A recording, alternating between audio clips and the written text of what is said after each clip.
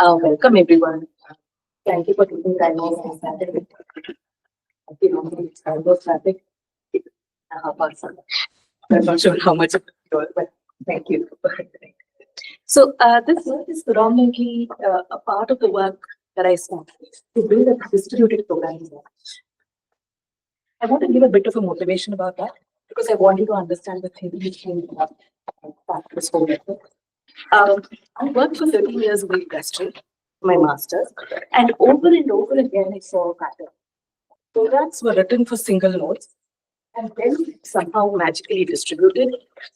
A lot of monitoring, a lot of APIs, a lot of service code, a lot of RPC calls, a lot of HTTP calls. These data structures did not do data replication. They could not converge. And all of us have the crutch of the CAP theorem. So we said whenever there is partitions happening in a distributed system, you trade off between consistency and availability. And all of us just specified ourselves with that. And company ended up hiring engineers for crores and crores of rupees just to monitor. My last year at Walmart Labs was pretty much that. I have a paper and a patent related to that. Just trying to pin blame on a layer which caused issues in a microservice. So that started my effort to build a programming language that from start knows that it is distributed, is capable of handling distributed concerns. Like network is no longer a network abstraction, right? The program should be aware that it is replicated and have mechanisms for consistency. And in the process, try and see if I can jettison CAP itself, right? And say that let's not take CAP as our goal. Let's see if we can do that. So this was the motivation. And this is why I went. I am currently a visiting student researcher at Princeton for the next year as well. So I'm working mainly on that programming language called Gambit. And the first class citizen or the data type in that language is an orthogonally replicated data type. Right? As I speak, I'll write on the board because I want you to get the intuition of what I'm trying to solve. Right? What is a replicated data? So if you had a single node and you had a counter, it would be initialized some value. You could increment the counter, and read the counter. Right? This is straightforward when it is a single. Now let's say the same counter is distributed across 3 different machines, right? And you have the same state. Now perhaps this, but what happens when these requests come concurrently, right? What is the state going to be in the pattern of operations that you're looking at, right? What would be the final state of this counter? This counter is a typical example of a replicated data type. That is a data type that is distributed across machines. What is the biggest concern that you see here? All the replica values, this counter should not be, say, 1, 3, and 3, right? If a user queries this replica, he gets 1. He queries this, he gets 3. And he queries this, okay, let's make it, I'm sorry, this is -1. Right. And he queries this replica, he gets -1. And he's confused, what is this? So the biggest concern of this is how will all of these converge? The second biggest concern that actually implies proper convergence is how are you going to order these operations so that you can get a single consistent value across all these nodes. So that is the second, the concern that we have. The first one is obviously convergence. And the second one is how would you order these operations across different replicas so that you can get that consistent value. This is typically referred to as consistency. And this kind of a total order that you can imagine, say if you have increment, decrement, and then read, say you order it in this order, you seem to have a global order across all these replicas, right? And that is called a strong form of consistency, which is sequential consistency. But most systems that we have today, like say Amazon's DynamoDB, they are all not strongly consistent. They are eventually consistent, right? So that starts our motivating example.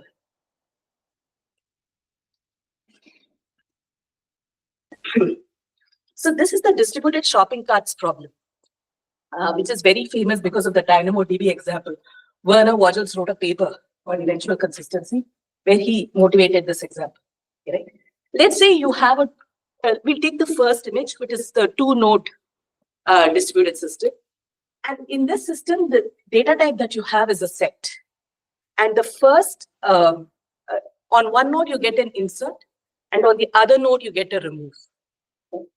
When you merge, what is the answer? That is the primary question, right? But here you can immediately see that based on the order of the request that you're getting, in the first node, you got an insert. You know that you need to add 1 to the state. But on the second node, you don't have any state. You don't have anything to remove. So it appears as if it's a no-op, right? And the final merge state that you have, you're going to have 1. This is probably against the user's expectation, right? If a user added an item to the cart and removed the item from the cart, he expects not to see the item in the cart, right? That is the first concern. You look at the second example, which I think Demers from Cornell. So when I did my master's, he was a professor for me. He had suggested the second solution, right? He said, why don't we gossip states from different nodes to other nodes so that they may be aware of the transient states and figure out if they can merge to a common value. But here again, this has a problem. So when you have an insert to the first node and another insert to the second node, both the local replica states are updated. Let's say this second node gossips its state to the first node. Now the first node knows that you have 1 and 2 in the state. But let's say there is a subsequent operation that removes the 2 from that state. Now you have an empty set. When you merge, you end up with 1 and 2, whereas the user expected to see only 1. Right? So even if you are trying to gossip states periodically, you might not end up with consistent states. And this is a very serious concern in distributed systems because it makes users pay for things that they didn't add or pay for things that they didn't have in a cart. So the real world translation of this problem is very, very high. So I think the entire industry or the what would you say, the population moved towards trying to investigate a class of data types. Prior to this, there was consistency through convergence, right? So when we say consistency through convergence, let's say you want to do a read on this replica. You would put a lock across all the 3 replicas, hold them hostage for a while, read their states, converge, then propagate the results back to the different replicas again. And then those replicas are going to apply to the local state and send a message back saying that they applied it to their local states. So this is a O of n square gossip convergence issue. It is going to slow down your system. And this is why we say that in systems that need consensus, the availability is not there. You're now trading for consistency and partition tolerance. Most of your traditional SQL databases are disparate. So, the entire academic populace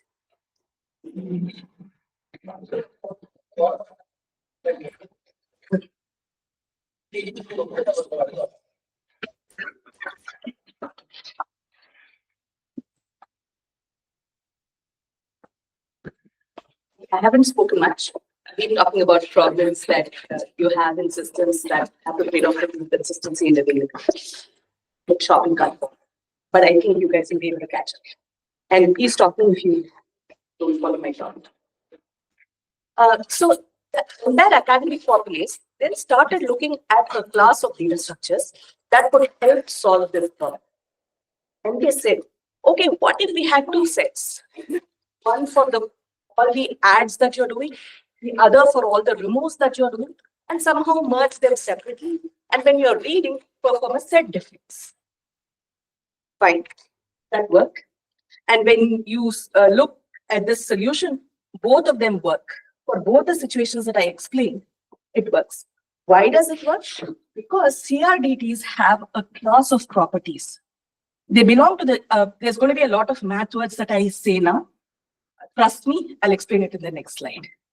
So CRDTs, which are conflict-free replicated data types, have a class of mathematical properties. That is, they are joint semi-lattices, which gives strong eventual consistency. And the reason that they are able to do that is that they define a merge function that is commutative, idempotent, and associative. So let's move to the math, because without the math, we don't get it. So what is commutativity? So if you have a binary operator, and for all inputs, if you apply the binary operator in any order, so it is basically, if you're at x plus y, then you know that it is equal to y plus x. So plus is a natural commutative operator. Why is that important? Because in distributed systems, right, the request for convergence could come in different ways. You could get the decrement first here and the increment here. Both of them have to converge to the same state. So commutativity is important because you want to be order indifferent for the operations. The second definition is associativity. Extend commutativity for X, Y, and Z inputs. You should be able to arbitrarily batch uniformly, right? So if this was your binary operator, X compose Y, compose Z should be equivalent to X compose Y, compose Z. And again, this is very important because on replicas, you want to batch operations differently based on how the operations arrive at each replica. The third property is idempotence. In distributed systems, a biggest problem is that if a message does not reach a replica, the client will keep trying until it gets an acknowledgement. So each time you apply a message, you don't want to have want to be getting different results, right? So that is why we need idempotence, because even if the same message is applied again and again, we get the same results without changing the state. For example, let's say you had 1 and you kept adding 1 to it, that obviously is not idempotent, because each time your state is becoming 1 plus 1 plus 1 plus 1 after you're applying that operator. So that is a natural negative example for idempotence. Then monotonicity. I think the easiest way to understand is as your input grows, your output should also be growing. And if you apply these operations on the state, then your state will also increase. So these are two connected properties that are monotonicity and inflationary properties. That is basically as increments and decrements and reads, forget the observations, just the increments, decrements, and further increments are happening. You want your state to grow. You don't want it to become arbitrarily low. So that is monotonicity. And inflationary is that if you apply such a monotonic operator on your state will also grow. Why? This is the algebraic lens that you use to analyze distributed system operations. So some more, right? First, we have to define what is a partially ordered set. A partially ordered set is just a set, some set X, let's say RGB colors. And you have an operator on it, which somehow orders these elements in the set such that it satisfies reflexivity. That is, for all X that belongs to your set, X should be less than or equal to X. So you can say that R is less than or equal to R, obviously trivially true cases, right? The second is it is anti-symmetric, basically which says if there is X and Y, then if X is less than or equal to Y and Y is less than or equal to X, then X equal to Y. And the third property is transitivity. The setting all of us know. So if X is less than or equal to Y and Y is less than or equal to Z, X is less than or equal to Z. So a poset is basically a set that has this ordering relation on it. A lattice is a little higher than that. It is a poset, but it also means that if you consider any two pairs of elements in that poset, the join of them is above that and the meet of them is below that. And every pair of elements in the set is guaranteed to have that property. So that is a lattice. What I have shown you is for the RGB. We do have a lattice, and it is a complete lattice.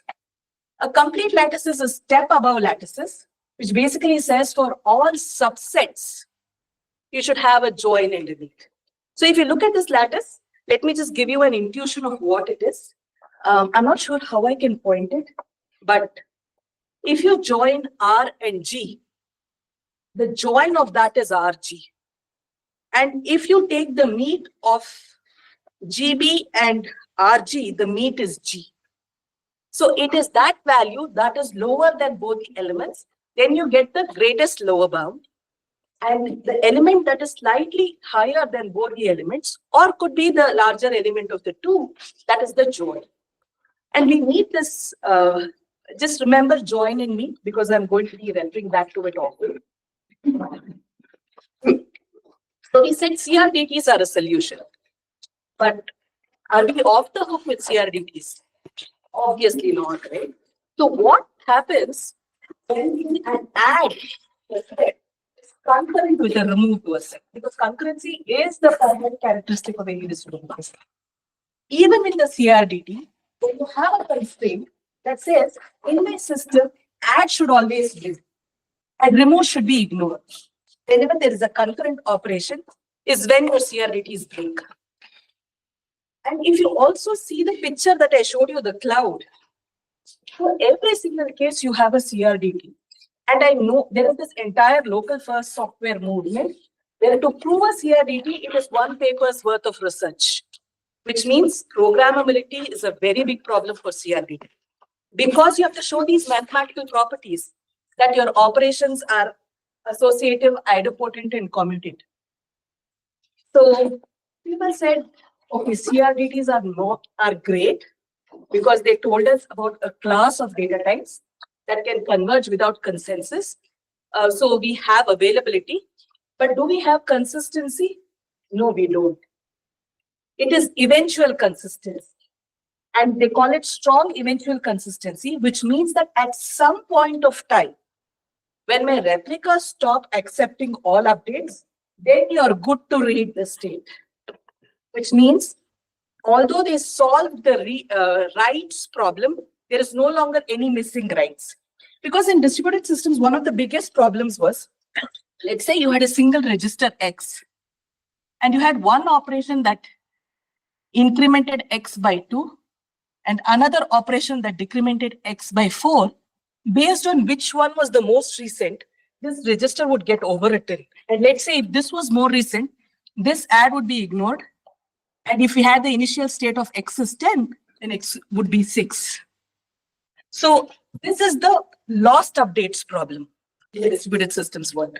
So CRDTs helped solve this problem, but what they didn't tell us is how to read this and how to tell that what we have read is actually consistent with some global order that exists. So next came MRDTs into the picture. So you will see a whole alphabet soup of replicated data types. You have ARDTs, you have LVRDTs, each one of them trying to solve a specific problem. So in this talk, I want to give you some meta theory of how to think about these problems and why are compilers in the picture for this, right? This seems very far from compilers. But let me connect those story pieces to you, right? So MRDTs came into the picture. And also understand, in CRDTs, it is very hard to define a merge function. How are you going to define a merge? Although your operations are all commutative, associative, and idempotent, how are you going to merge them? Why is adding across the replicas okay and not subtracting okay in a counter? You basically need a formula that works consistently. So MRDT solved that problem first. They gave us a formula for counters, a bunch of data types that they could synthesize. And they said, in a counter, if you want to get the merged value, You take the LCA. LCA is like your git merge, lowest common ancestor, right? This is the value which all your replicas had agreed upon in the recent past. So if T0 was, if the counter was 0 when you started, then this would have been your LCA in the beginning. At some point in time, again, the replicas will agree. So your LCA gets changed. So they said, take the LCA, then for each replica that you have, just subtract that value from the LCA. And then whatever value that you get is the value that you should see. And that is the value that all replicas will converge to. So that is the example that I'm showing. So if you have a set where you have as the LCA R and G, and replica 1 local operation has added B, and replica 2 has removed green and added brown. Based on the merge formula that they have given, your final result would have red, blue, and brown. So this is standard, and all replicas agree to this value. Great. So we now solved the programmability problem with MRDTs, and we also solved the convergence problem with the formula. But the second question is everything a set in this universe? What if you want to have a graph? Or what if you have a generic data type that is, strings, like an address? You have strings, you have numbers, you have a phone number. So a typical employee database could not be represented as an MRDT. Now, right? So again, the programmability problem persists, but not so much as it does in CRDTs. Again, reads. They are not telling you how to do a read. How are you going to have a real world program where you can't read your own value and update based off of that? So that is the problem that continues to persist for a long time. So let's say if you had a CRDT support chat, it would look something like this. The CRDT would say, hey, I can handle network partitions. I will eventually converge. So the user is like, yeah, that's great. But I want to read the counter now. So can you tell me how to read the counter? And it throws up its hand and says, oh, it's cap. You're in the world of cap. So you can't read your own counter. So how does the user progress, right? So our question is it inevitable? Living with cap, is it inevitable? No, it isn't. It is just that we don't know how to program better. And the reason we don't know how to program better is because we don't know how to handle non-monotonic operations. So something is non-monotonic, causing your state to reduce. Whereas incrementing a counter increases the state. So let's say the counter was a lattice of natural numbers, 0 being at the bottom, 1, say some plus infinity here. So each time you add a 1 to a counter, you're actually increasing the state somehow in this lattice. But when you decrement, you're going reverse. These are non-monotonic operations. And unfortunately, these operations do not commute. So there is no framework that they could define that could handle these kind of operations. Can it monotonically decrease? Just one direction, right? Yeah, that is which you will see in our lattice. We have a dual lattice construction.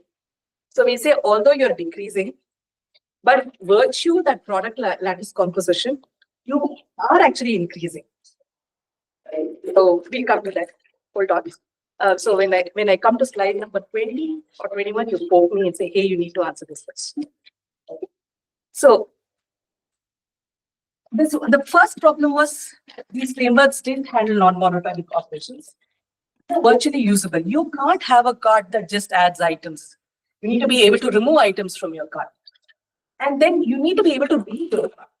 These are the two critical problems that these frameworks didn't handle. And the biggest of them all is that none of them guarantee sequential consistency. So we have to bake that into the mix. And to do that, we have to now come up with a meta theory of a programming abstraction that can actually do all of this. Do monotonic operations, non-monotonic operations. Your merge has to be commutative, associative, idempotent. Your operations have to be inflationary. Somehow magically in the end, you should get sequential consistency.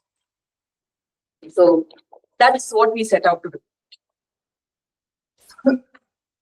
So let's start thinking about what program abstractions are. And here I want to start off with the first hook to compilers. Typically, compilers operate on program abstractions.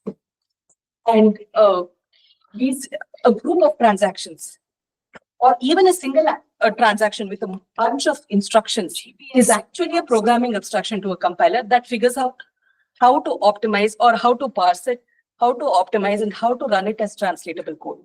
So the first step to do any compiler work is to understand the programming abstraction that you're working on. And this is the first effort that we try to do. So we took some generic data type D and we said we can do mutations. So the easiest way to understand mutations is it's a write. You're updating something on the state.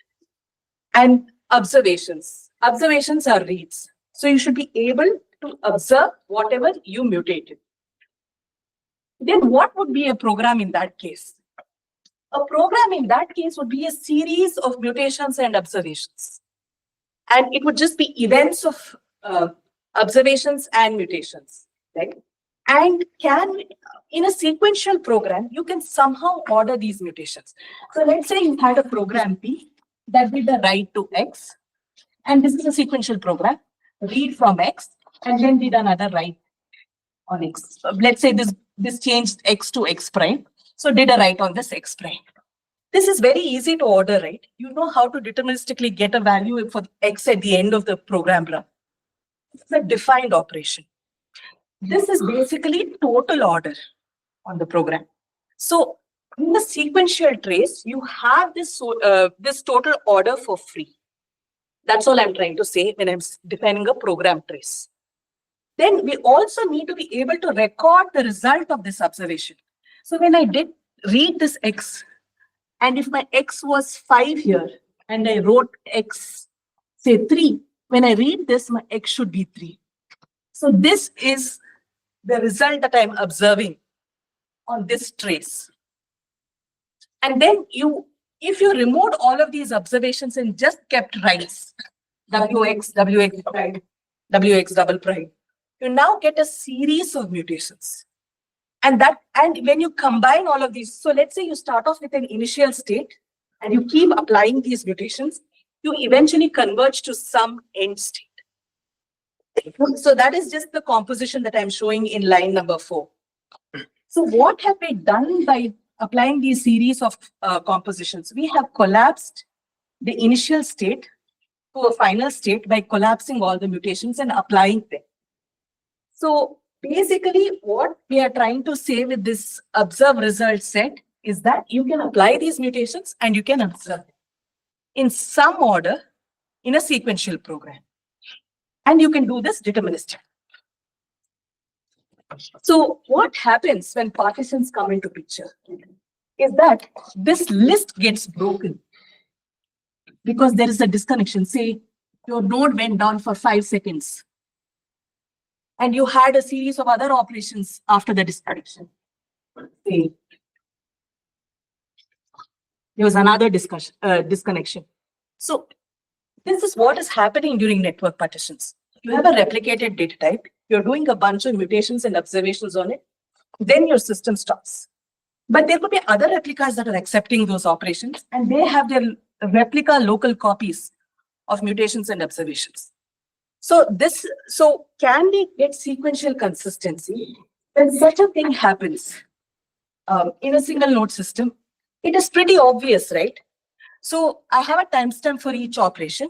So after I come up after a disconnection of 5 seconds, I just put this here because my timestamp is telling me I'm 5 seconds later now in comparison to this timestamp.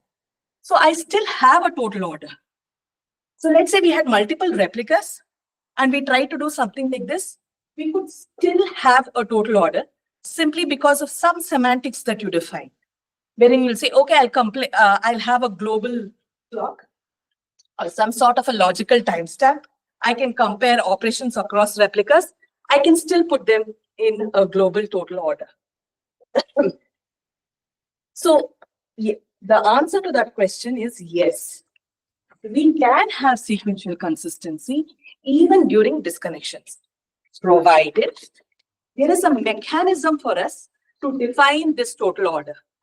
And to define this total order, what do we need? Is that, imagine this is one replica, P1, you have a second replica, some operations, which underwent a disconnection. So if I just want to combine these two traces or these two mutations, I need to be able to merge them somehow. I'm not even telling you how we want to merge. This is the abstraction. So the first abstraction that we discussed was, can we have sequential consistency during disconnection? What is that tool that we need to be able to handle that sequential consistency when your replicas come back up? And that is the merge function. So basically, you're trying to say that for all states that you have and all traces across all replicas that you have, if it satisfies sequential consistency during disconnection, then you need the merge to give you a single trace after combining these two traces. That's just what you mean by all the math formalism that I have written.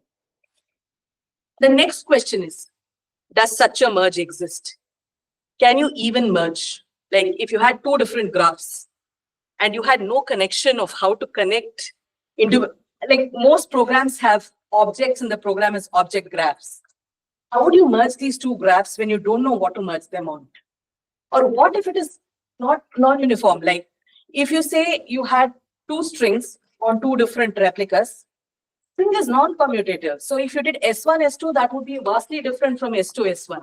So you really haven't merged. You really haven't solved the consistency problem. So long story short, such a merge might not exist. So what can we do to make such a merge exist? So far in the first 9 slides, if you have seen, I have laid a large emphasis on sets. And right now I'm convinced that they are my favorite data because sets have a natural lattice property to them, that they have joins, they have merges. Set union is commutative, associative, and idempotent. Set difference is non-monotonic, but can be expressed. So you listed a set of mutations and the merge operation would merge. Yes. So I'm wondering, wouldn't you also define a upper bound as in, let's say if you're talking about a four-set or a lattice, it should have something called a maximum element or a maximum element always. that guarantees that the algorithm would converge. So That is one of the factors that guarantees that the algorithm converges, but you would not reach the top element at all. Also, you must understand that what would reading a top, let's say the top for the integer lattice that we had was infinity. So if I said, give me the value of x, and I kept getting value as infinity, what value has it added to my system? That's one. Two is that every time you grow up the lattice, you might not reach the top at all. Because imagine, let's not imagine counters, let's imagine RGB, let's go back to the RGB lattice. If R is in one of your traces, G is in another of your traces, and B is in another of your traces, the join of them is the top element, correct? But if you had R and RG, then RG is your top by lattice. So your trace merge would give you RG and not the top. yeah, but if you take the RGB example, the RGB is defined as a maximum element. So my question was, whenever we have this replicated data type, when we define the data type, shouldn't we have this definition of that this is the upper bound, like this is the maximum element? Why shouldn't we enforce it? That's what my question. Yeah. So great question. Thank you for this. This allows me to clarify. So I'm still speaking about the meta theory and not even in the ORDT space. And in ORDT, as you rightly say, we require whatever data type that we have to be a complete lattice. This is still the meta theory. What I'm trying to tell you is, what does sequential consistency even? So sequential consistency for a local or a single node system is very straightforward. You can order them. But on a distributed system, what does it mean to order them? And also, what does it mean to have sequential consistency when you have disconnections?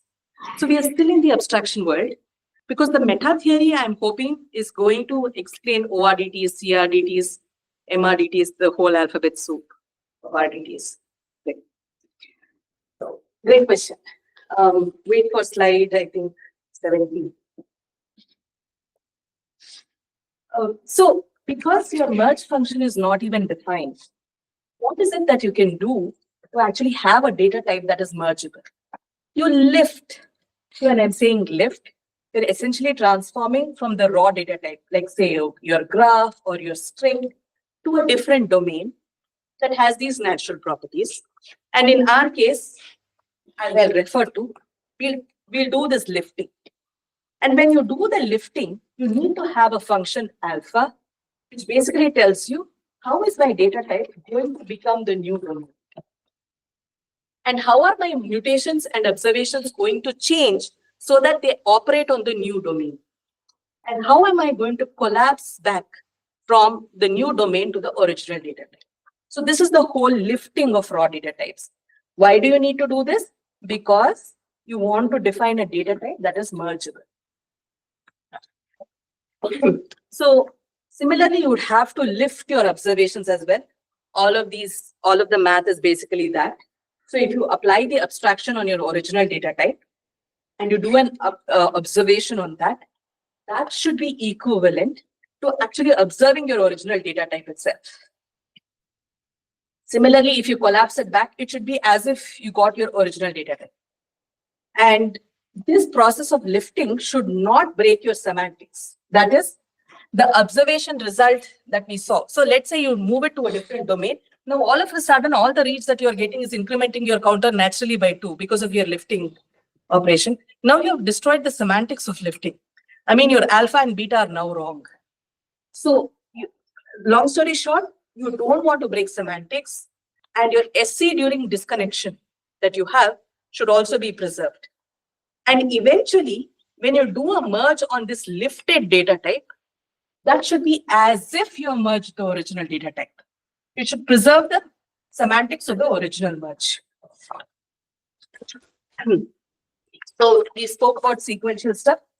What is a distributed program is essentially this, but on different replicas. So you now have concurrent traces and operations do not know anything about each other. But if you look at SC during disconnection and you apply it directly to your distributed program, it is basically there are a bunch of traces on different replicas. All of them converge by merge, which becomes your, again, base state. And then again, all the replicas diverge. So basically, you can look at it as a sequence of traces, merges, again traces. That is your distributed program. So we come to an interesting concept called SC modulo observations. In this case, if you look at our meta theory and say, oh no, I observed the counter after 2 operations on replica 2, there was 3 operations on replica 1, but the values are different on each replica, you're no longer SC. That is correct. Because you cannot observe transient states for SC. You need to define a mechanism to be able to get SC. And how would you say that? So let's say a user did 5 mutations and did a read after that and saw a value.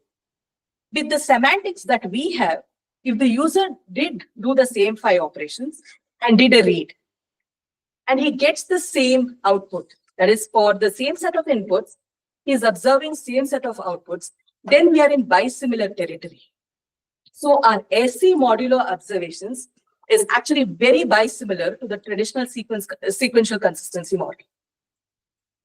So I'll just say the core philosophy of this abstraction is that we do not care about precise state at every step, but that the observations will return the same results as they would in some sequential execution.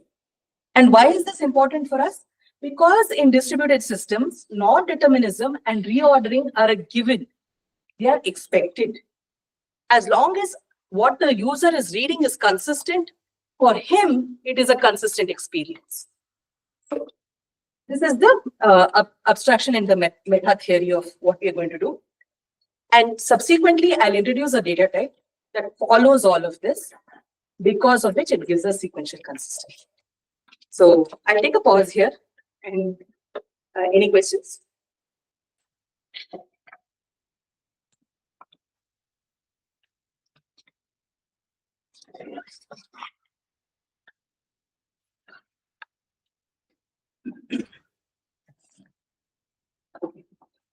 I'm having an unusually quiet audience.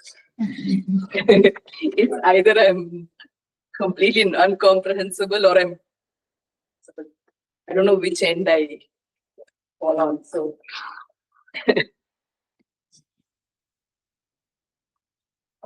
okay, let's move on to an instantiation of our meta theory, that is orthogonally replicated data types. So in this data type, the reason we call it orthogonally replicated is that we have our concerns orthogonally. Essentially, the way that we replicate the data type and what we replicate, how we resolve conflicts, and what consistency model are all orthogonal to each other. They are not tied. They're all different components of our design. So like everything, our ORDT also has a state. It has a series of operations that can be performed atop it, like reads, writes, and merges. I think the innovation here is the restrictions. So typically, let us say you have a restaurant management system, and it's a very popular restaurant. On a busy Friday evening at 8, let's say your chef runs out of an ingredient and he updates the description saying, I can make this special, but you just won't have this extra mushrooms on top. The manager looks at it and says, oh, mushrooms are the critical ingredient to this dish, so I'm going to cancel this special, whereas a server has already taken an order. Now you're in the world of conflicts. And how do you resolve this conflict? There is just, I can tell you one way. What I just outlined was one way, but there are multiple ways you could resolve this conflict. And as the day goes on, by 9:30 p.m., you're close to closing time, you're out of most ingredients. There's no time to go to the supermarket. So you can no longer be accepting orders for an item that you can't prepare. So basically, your business constraint has completely changed, that for some items, I cannot accept orders. So if you want to represent such business constraints, which is a very normal thing in most replicated data types, we do something called restrictions. There can be multiple restrictions that you could define. In the restaurant example, the first one could be add wins, that anything added to the menu is kept around. And whenever there's a conflict between an add and a remove, add always wins. The second scenario that I described could be a read-only scenario where you can't add any new items or remove any new items from the menu. So there could be multiple restrictions defined on the data type, but we always have one active restriction that operates until a merge has happened. So you can think of merge as consensus points for now, and eventually I'll tell you how they need not be. And finally, when you deny an operation to the user, you have to tell the user why you denied that operation. So that is the set of contingencies. So the ORDT that we have built has a state, a set of operations, way to specify business constraints, and then what you're going to do when an operation is denied. So what are the kind of mutations that you can do? So what are the writes that you can do? Writes can be of two types. I think inflationary and non-inflationary. We have spoken about it quite a bit. Now is the important part. What are the reads can we do in such a system? And this is the contribution again. So you can do asynchronous reads. These are the reads that you don't need extra information across different replicas. You can just use a single replica to answer the question. If you have a monotonic system where you're only adding elements to the set, if you have a read that says, notify me when the size of the set is 5, you don't need to converge across different replicas. If you hit that limit in your local replica, you can actually trigger that. And when there are no removes on the set, it stays true for the entirety of the life of the program. Those are monotonic observations. And lattice Locally will not be, so there'll be another set of 5 on the other replica, right? So how would No, so when it's a monotonic system. So let's say you have replica 1, replica 2, and replica 3, and this is the bounded set constraint. Right? So where I'm saying is 3. So this is the case that you're seeing. This is the case that you're saying. There are 3 elements in the set, but why haven't I notified the user? But monotonic observation is slightly more. So in a set where, as he said, you join all the values and you return the top. So in this case, whenever I add A and then I return the top anyway, which is A, B, and C, I've already satisfied the constraint for this. But even if you look at the other case, there are multiple different operations like this. For example, this is the ideal case for this monotonic observation. The minute I see here on this replica, I don't really need to converge across these replicas to answer this question. So even if there were a D here and a E here somewhere in the future, this holds. This predicate holds. This is not a comfortable predicate in all cases. That is one case that we can define, but in many other cases, you might not have that. But if you just said at every read, just return the top for me for this data type, then you're already in threshold tests or monotonic observations. But the whole point here is, did I answer your question? Right. So in this case, the thing is, this is asynchronous, which means you don't need any consensus to make this. The second is again synchronous operations or synchronously. If you wanted to see all the elements in this set, A, B, C, D, E, you now need to actually converge or have a merge to see this value. There's no other way to do it. So those kind of queries actually need you to do synchronous observations, which we call as snapshot observations. The second is the self-justifying read, which is read your own rights. So in this case, we have a different kind of operations that we use to establish causal consistency. So if there is a write to an element, immediately followed by a read from that same element, then we call that a self-justifying observation. The other contribution that we did is designated replica observations. And here, let me just give you a notion of what this is. Whenever you do a non-monotonic operation, like let's say you want to, I think it's best explained using this example. So if you had an add X to the set, then you had a remove X, and then you had an add X. There is no, or let's say if you had another remove Y. There is no way to answer the question, does your set contain X, without actually doing consensus. Because you've removed it here. This is a non-monotonic operation. But what you can observe here is that this is giving you some sort of a critical section semantics, which means if I can put all my non-monotonic operations on a single replica and somehow reorder all other operations to satisfy that. So this is in a critical section now. If I can do this in an ordered fashion, then I am good. I still have sequential consistency. I have not broken the consistency semantics. So that is the designated replica, which is that all non-monotonic operations always go to a single replica and they induce the critical section semantics on that replica. So we discussed lifting data types. Because we realized that not all data types can be merged, we lifted our data type to something called the characteristic relation representation, which is basically take whatever data type that you have, take a list. How can you represent a list as a set? Don't think as a programmer, think mathematically. What are the characters of a list? Is that a list has some set of elements and each elements have some sort of an ordering between them.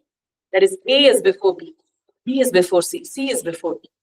So if you break a list into two such characteristic relations, and whenever you add to a list, you add similar tuples in your subsequent relation, and when you remove from the list, you have subsequent tuples removed from the relation, then you can make a list, a set.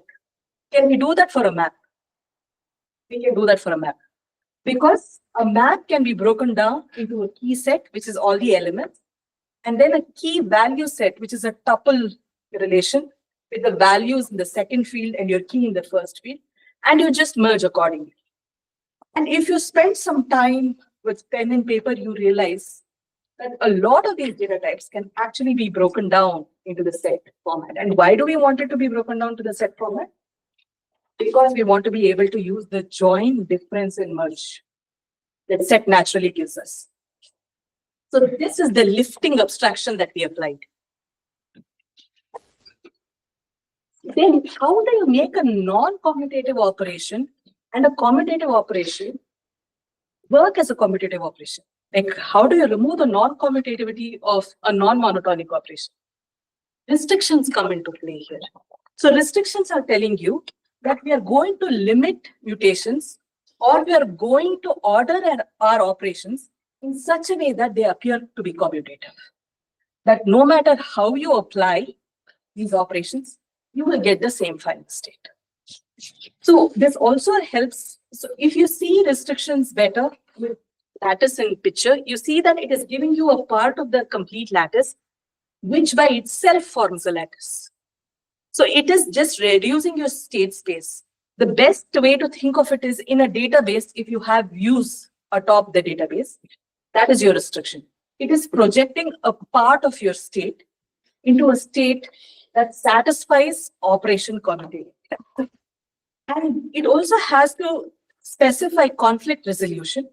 So add versus remove is the biggest example that I can give. Then we could also have write only, read only restrictions, where if you had add, remove, and contains, only contains survives.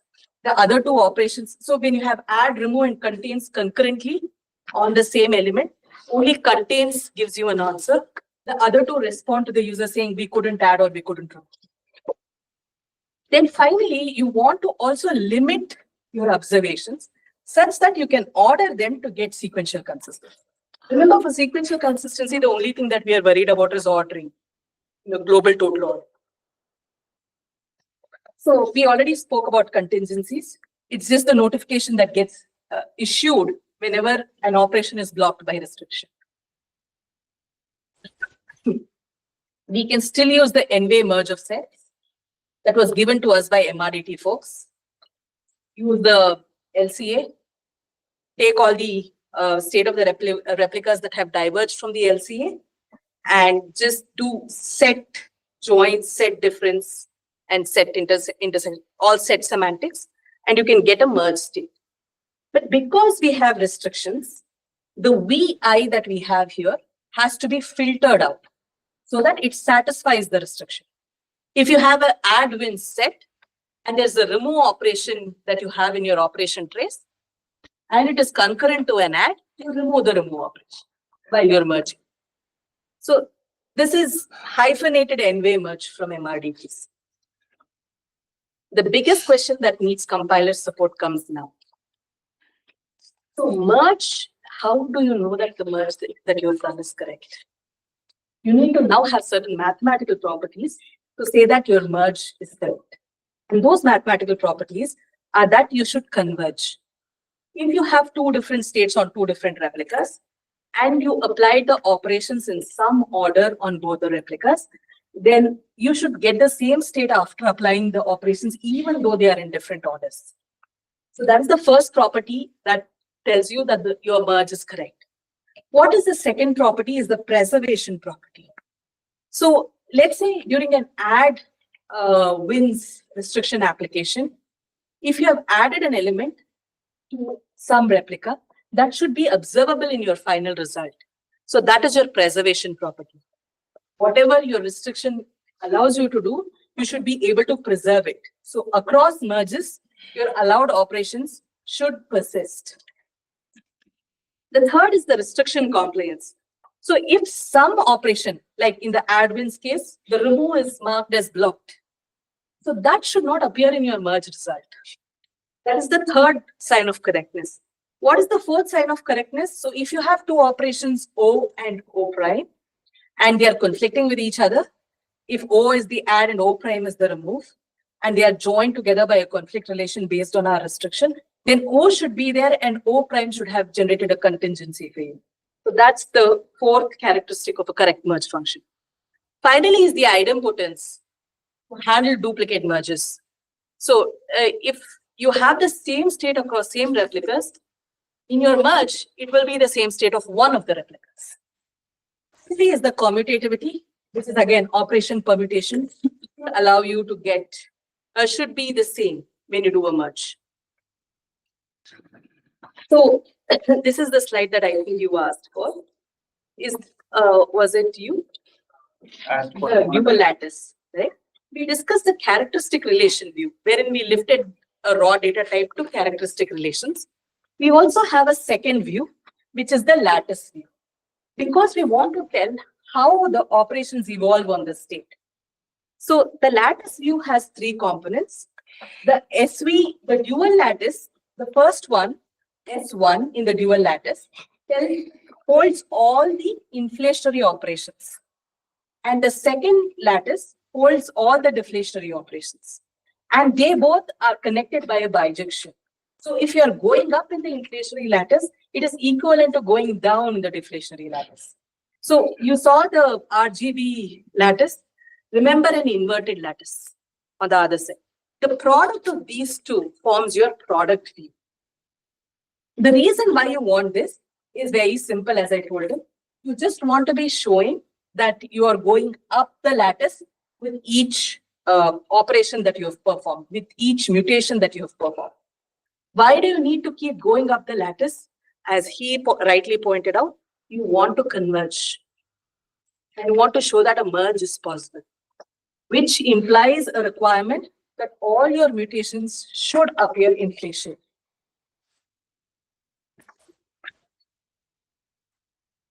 So given all of this and this formalization, we know from our abstraction definition that when a program's threads or a system's processes, they communicate exclusively through access to ORDT objects that are shared under a valid restriction based on the trace restrictions that we specified further, the program is guaranteed to witness sequential consistency.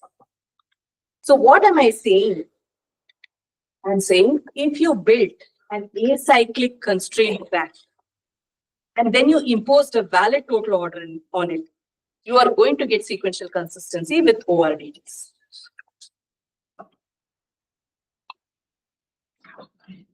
So how do I go to the GitHub? Okay, maybe I can do it at the end. Oh, yeah, maybe. You open your browser and So now to the, I'm sorry that the abstraction is a large part of my talk. As you can see, I'm a PL plus distributed systems. I'm now trying to do compilers because I need to deal with HV. So in traditional distributed systems, verifying consistencies at runtime. So a developer will write code. He will deploy it to production. yeah, alarm. So sorry for it.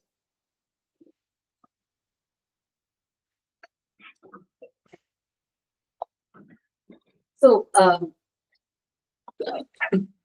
I don't know how many of you have written distributed programming code. Like GP programs, but not Okay. scientific.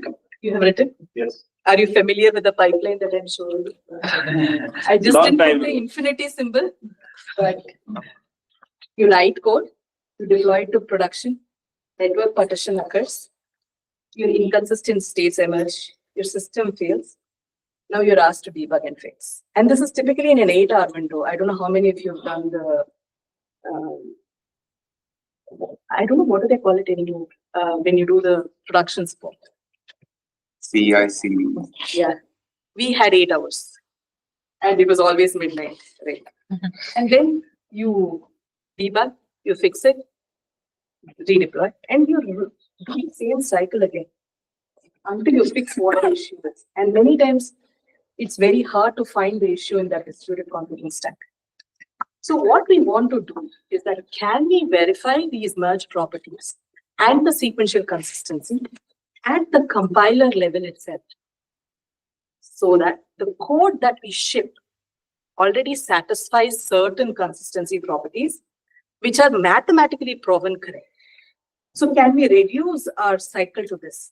The developer writes code, the compiler checks the restrictions, it checks the merge function correctness, it checks sequential consistency, it generates a verified executable, and then you have some sort of a mathematical guarantee, at least in your local mathematical system, you were able to show convergence and commutativity and sequential consistency.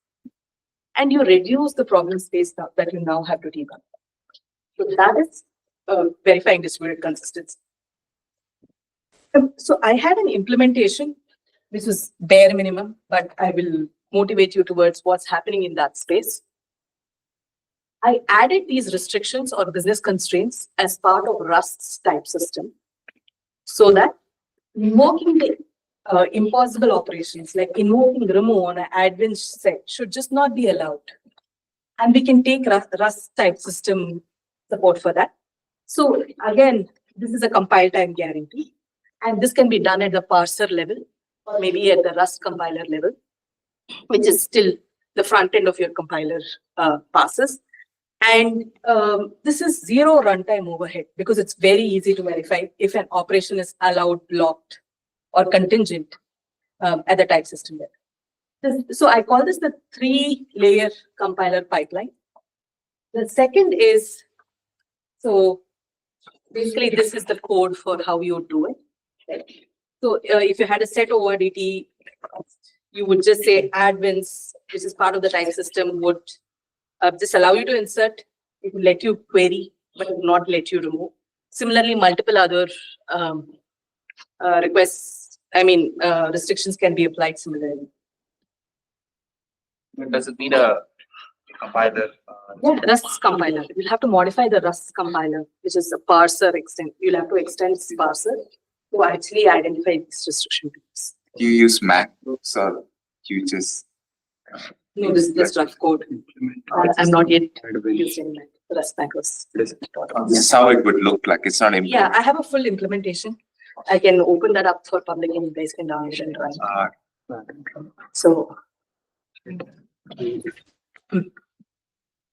then the second part is actually the formal verification. You can do the formal verification using the lean theorem too. You can try out this. What does checking commutativity mean? In the runtime means giving infinite number of inputs and checking the outputs and checking if each of these outputs are actually commutative. So something like merge A comma B, is this equal to merge B comma A? Could take you years even, because you might never run out of inputs given the domains that you keep enumerating. Versus in a theorem prover, it's very easy. I mean, it'll automatically check and it'll tell you if the commutativity wouldn't happen in the domains that you are trying to specify. So we want to use the theorem prover for all the mathematical guarantees.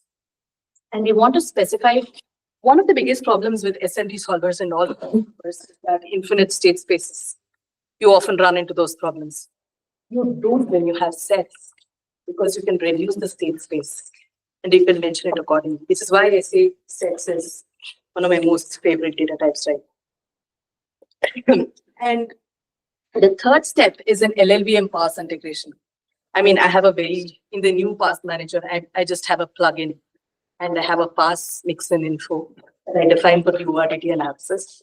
So in the OPT stage, I'm just invoking that plugin and saying, run this lean theorem prover. And if you have a counter example, then my merge property, my functions aren't satisfying the merge requirements. So I don't progress beyond the compilation phase. The thing here is, how many data types have you defined that satisfy these problems? Is it just a set? So we are able to show this for 5 data types. And we also have an isomorphism theorem that basically says any of the data type that you want to express can be expressed as a function of these basic data types. Use these basic data types and create more complex data types. But what would that mean if you want to write that custom data type is that you have to define the abstraction, which is lifting the data type and then concretizing the data type back, and also the merge function, which is where the lean theorem prover, the LLVM pass, and the data type, the Rust type system, it is very important. Because you want to see if your custom ORDT is actually an ORDT that is going to give you sequential consistency. So How are these types visible in the LLM IR layer? Because in LLM IR, you have very basic types. right now, that's a good question, because I had a problem with that as well. But right now, what I'm just doing is I'm just verifying it. If you see my code, you'll just see that I'm verifying it only at the type system requirements that I want. I'm just verifying it at the Rust layer itself. The reason being, and this is going to answer your question, is this enough? What am I doing? Is that enough? No, because Rust type system needs additional what can you say, compiler extensions to actually perform the restriction type safety verification, which Hydro from Berkeley is actually trying to do. So I just defined a front end requirement that I need and an optimization pass, one of the optimization passes. There could be several other optimization passes. Like for example, the optimization pass for the lean theorem prover that I spoke about would just verify your merge properties and sequential consistency. But you also want to see if the custom ORDT that you have defined is actually a complete lattice, because your entire theory falls apart when it is not a complete lattice. So you want to be able to reduce it or have another plugin to see if it also translates to a complete lattice. So there are several other pass manager or passes that you'll have to integrate to make this really happen. And this is just not enough. The reason being, Rust is still a single node program. Network is still an abstraction. So in Rust, if you want to do distributed programming, you need to define RTC layers and RTC protocols. So Hydro is in that effort of trying to do the entire distributed programming compilation within a single pass by defining a distributed backend as well. So it will create multiple nodes. It will deploy your single node binary on multiple nodes. Then it will check network communication, network message reordering, and network message loss. And it will actually simulate the entire thing in a compiler, which gives you a full end-to-end backend. And they also have changed the compiler to allow you to do the type system verification, which is where my code will eventually go into, and that is what we are investigating. We don't have an answer. Work in progress. So, takeaway from this whole talk, you can forget everything. Just remember this. How programs interact with replicated state and how state itself is replicated. If you can change that, then you have a consistent programming model with fast, scalable replication. And this is the orthogonal concern that you need to answer if you want to jettison it. So that's the takeaway for my talk. These are the references. You can look at it. But let's look at the code. It's currently, I think, private. But I can open it up and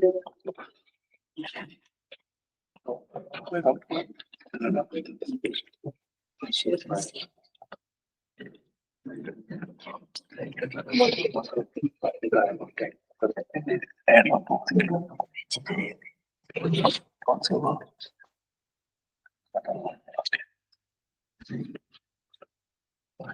Okay.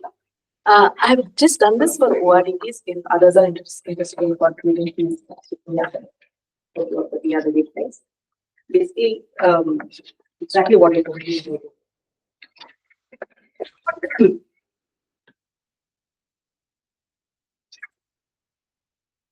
So,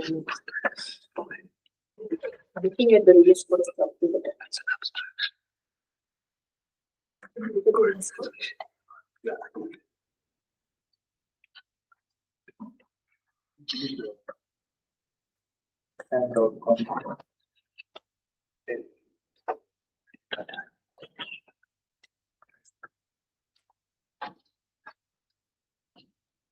So the way that you would You is can very increase the font size. Maybe you can increase the font size. this one. Actually, just that good. These are some images.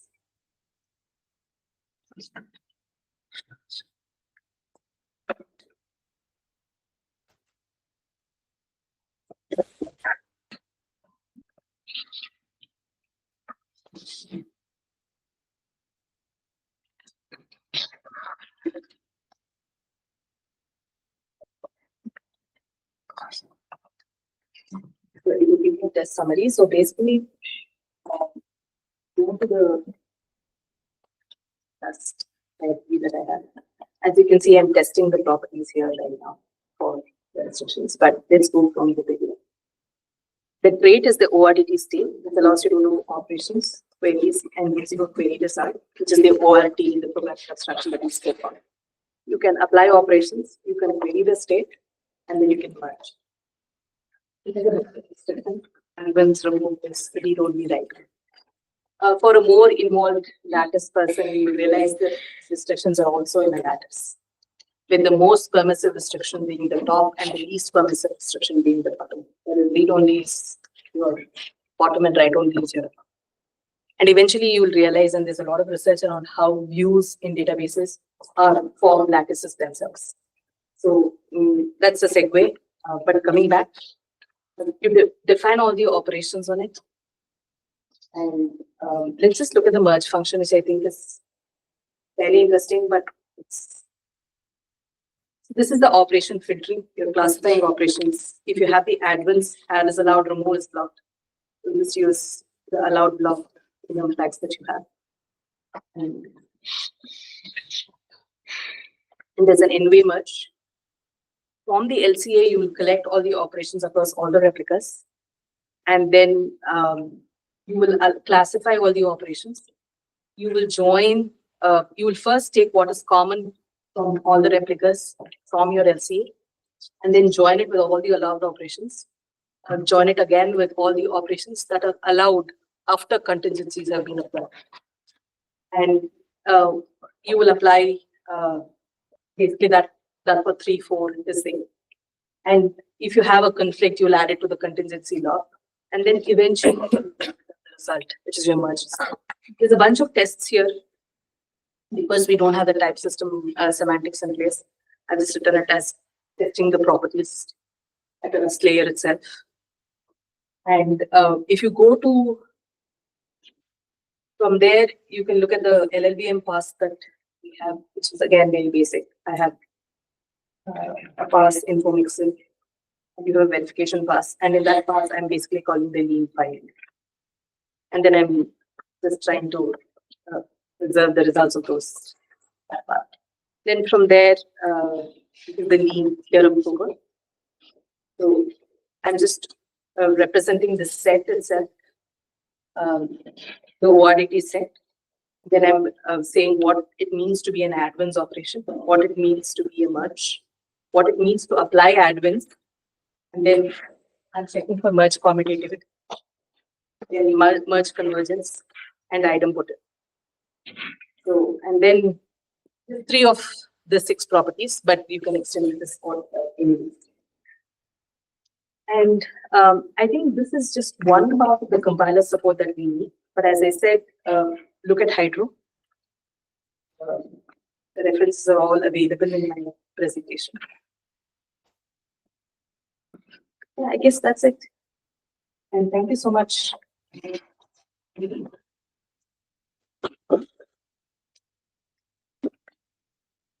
I have more of an implementation question. So why do you want to do it on an LLVM Maya layer? And you're calling this lean on the LLVM Maya layer, right? It'd be better if you call it at a higher abstraction like a Rust layer. By our Not really, because we want this to fit in with the compiler. And we also are trying to do it in the LLVM layer because eventually the goal is to have a cloud abstraction probably. So it is platform agnostic. So we want to use the IR, the LLVM IR, and there's also passes defined for us. So it's n number of passes I can just cut it. As I needed. So that's the. But the higher overarching goal is assuring distributed consistency. It has to be a compilation, not a runtime. So, any better suggestions that you would have? I think it's the LMI layer. You have instructions, right? It's not high level type information that like your ORDT type is not technically visible there. Higher abstraction would be nice. For example, the Rust has its own high level IR, but that will be restricted to Rust. It's not portable across other programming languages. So, let me, sorry to call back on hybrid, but let me move to for a distributed compiler style is to have a number of sequential language programs that are already existing to be able to hook onto this distributed. And polyglot code. Yeah. So for that to happen, a lot of these systems have compilers, like a lot of programs are in C++. LNDMI, there's a pilot extension, there's a steps. And my ORDT code started from Java to Python to Rust. And I want to code also implementations in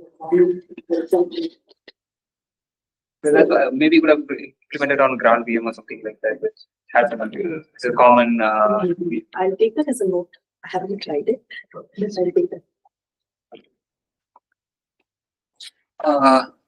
So you mentioned how a merge point does not need to mean a consensus point, right?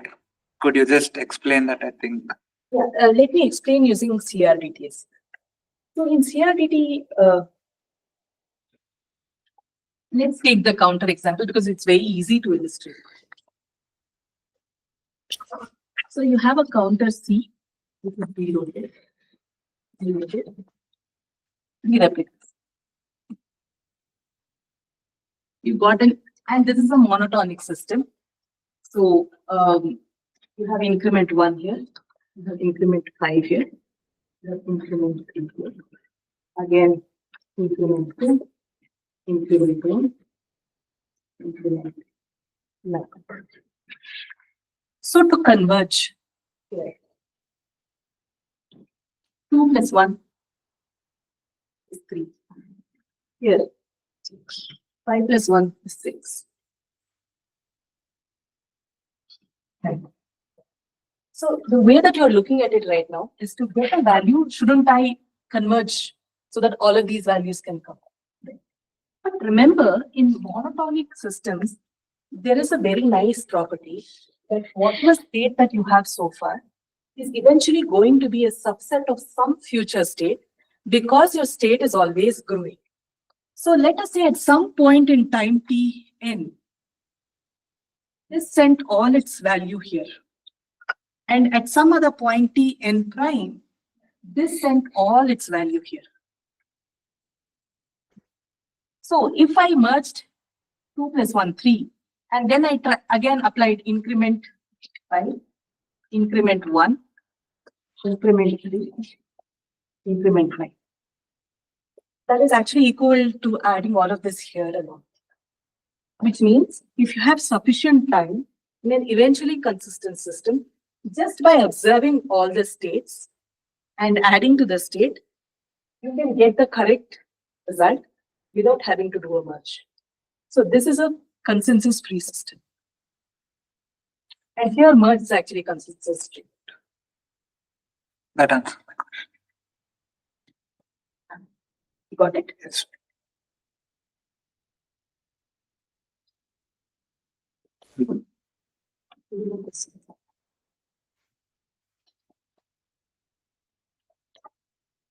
So are you using a constraint-based solver to solve the verification?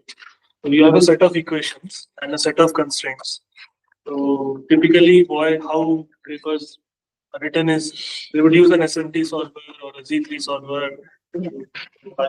So, folks that did MRD, just Suresh, Casey, and Carter, and eventually now Vimila, they all came out with a certified multiple replicated data.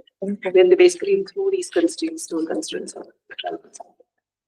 they kept reverting with each new data type that they created. I mean, the constraint solver would never turn. I think they tried both B3 and CC5, and they ended up in states where there's no response back after the lot. So we actually jettisoned that because I think at Princeton, lean seems to be the theorem over which was simply because most courses use that. I mean, there are infinitely growable sets, and I would eventually someday, when I end up representing some data type as a characteristic relation that is an infinitely growing set, then maybe. But right now, I'm still using a bounded set based on the machine's architecture. I'm just bound with the number of elements that it has in a set. So I'm guaranteed not to run into state-based problems. Also, I had one more question regarding the monotonicity when you were having a, let's say, a remove operation. So you said we would invert the lattice.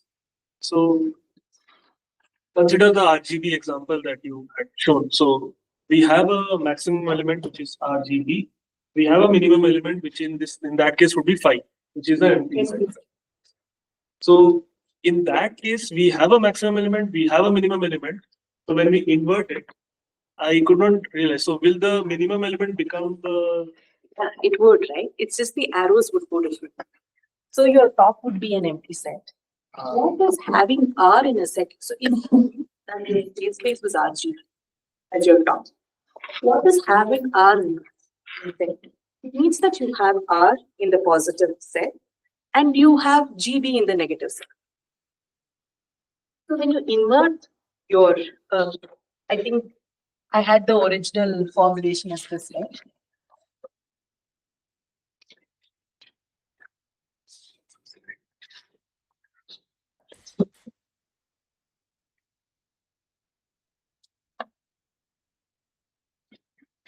Here, the bottom element would be RGB, which is, a bijection with this. These are mapped. So if I had no element in my positive set, that meant I had removed all elements in the negative set. And it would just be the reverse of the other, where, this would be mapped to this, and so on and so forth, where this would be the empty element. Just reverse. So what would be the ordering constraint is that if you had two elements x1, y1 and x2, y2, if you wanted to see what is the ordering constraint on this joint dual lattice, it would be x1 subset of x2 and y1 superset of y2 because of the bijection. So now if you see, if you're trying to remove some, and we have more in the product lattice, we have the set of all operations and we also have the contingency. So which is a 4-dimensional graph. And no matter what operation you do, it appears as if you're going up in the lattice in one of those dimensions, which essentially makes your entire system inflationary. Because it is inflationary. So your merge is. So why do you want it to converge? Because it gives you an existential property that merge does exist in the system.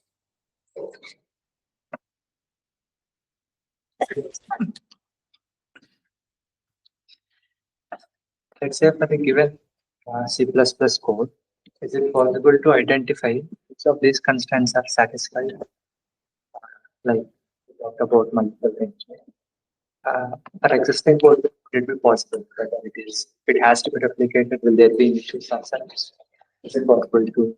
Like a blank C++ code that you have today, if you replicate it, immediately you will see issues because your data structure doesn't know anything about replication. But the constraints is a slightly harder question to solve because these are very domain specific. See, for example, in a set, add and remove makes sense. But the minute I move to a map, you want to add to the map and you want to remove from the map. You move to a priority queue, you want to remove the maximal priority element and the minimum. So the kind of operations that you do on each of these data types change. And the kind of restrictions that you impose on these data types also change. And restrictions are very important. And those are actually the things that guarantee sequential consistency. Because when you have a monotonic and a non-monotonic operation, your restriction is the one that is guaranteeing commutativity. It is saying that I'm going to order these operations in a particular fashion so that you're still commutative, the global space. So long story short, to take an existing C++ program and apply a restriction, yes, you can do it. But will that guarantee sequential consistency is a question to be answered unless and until your data structure cannot be. So if your data structure can be broken down into a characteristic relation format, then we are guaranteeing you that you will have a restriction that will converge. But if you can't break it down into a ORDT, yeah, it won't be useful.